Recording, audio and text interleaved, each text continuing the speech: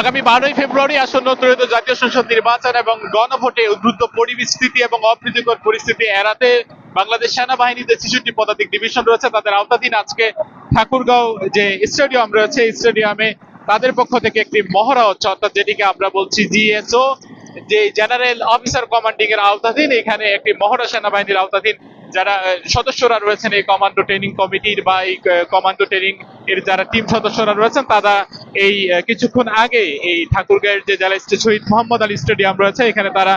এই যে মহড়াটি শুরু করেছেন এবং আমরা কয়েকজনের সঙ্গে কথা বলেছিলাম এবং এই মহড়ায় অংশগ্রহণ করছেন জিওসির যিনি রয়েছেন মেজর জেনারেল মোহাম্মদ কামরুল হোসেন, এখানে তিনি রয়েছেন এবং তিনিও এই যে হেলিকপ্টার রয়েছে যে বাংলাদেশ সেনাবাহিনী সেখানে তিনি রয়েছেন উপরের দিকে এবং বাকি যে টিম সদস্যরা রয়েছেন তারাও কিন্তু তাদের জায়গা থেকে আমরা আপনাদেরকে দেখানোর চেষ্টা করছি যে কিভাবে তারা উদ্বুদ্ধ পরিস্থিতি এড়াবেন এবং বিশেষ করে আজকে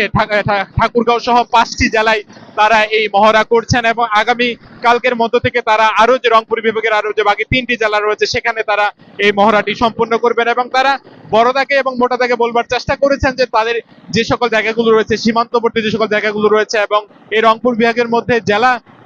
যে সীমান্তবর্তী এবং যে চরাঞ্চল জায়গাগুলো রয়েছে চরাঞ্চল ঘুরতে তাদের সবচেয়ে বেশি ফোকাস তারা দেবেন এবং যাতে করে কোনো ধরনের উদ্বুদ্ধ পরিস্থিতি সৃষ্টি হলে যেগুলো জায়গা থেকে সড়ক পথে বা নৌপথে যাওয়াটা কঠিন হয়ে যাবে যাতে করে তারা বাংলাদেশ সেনাবাহিনীর এই টিমটি সেখানে খুব সহজে গিয়ে পৌঁছাতে পারে এবং সেখানে যে অপ্রীতিকর বা যে অদ্ভুত যে পরিবেশ সেটি তারা খুব স্বল্প সময়ের মধ্যে যাতে করে সমাধান করতে পারে সেই কারণে তারা এই মহড়াটি করছেন এবং এই মহড়াটির মধ্য দিয়ে তারা এটিও বার্তা দিচ্ছেন যে যাতে করে এই অঞ্চলে ঠাকুরগাঁও শহরের যে অঞ্চলটি রয়েছে এই অঞ্চলে কোনো ধরনের অপ্রীতিকর যে পরিস্থিতি এই পরিস্থিতি যাতে করে না এড়ায় এবং সব মিলিয়ে যেহেতু আর চণ্ডীগড়ে প্রায় এক সপ্তাহ পরে আসন্ন ত্রয়োদশ জাতীয় সংসদ নির্বাচন এবং গণভোট অনুষ্ঠিত হবে, এই অনুষ্ঠিত যে গণভোট এবং ত্রয়োদশ জাতীয় সংসদ নির্বাচনে যাতে করে অপ্রীতিকর পরিস্থিতি খুব সহজে তারা মোকাবেলা করতে পারে সেই জন্য যে 66 পদাতিক ডিভিশন বাংলাদেশ সেনাবাহিনী রয়েছে তাদের এই যে মহড়া সেটি তারা করছেন এবং আজকে 5টি জেলায় তাদের এই মহড়া হচ্ছে, আরো 3টি জেলায় তারা এই মহড়াটি করবেন।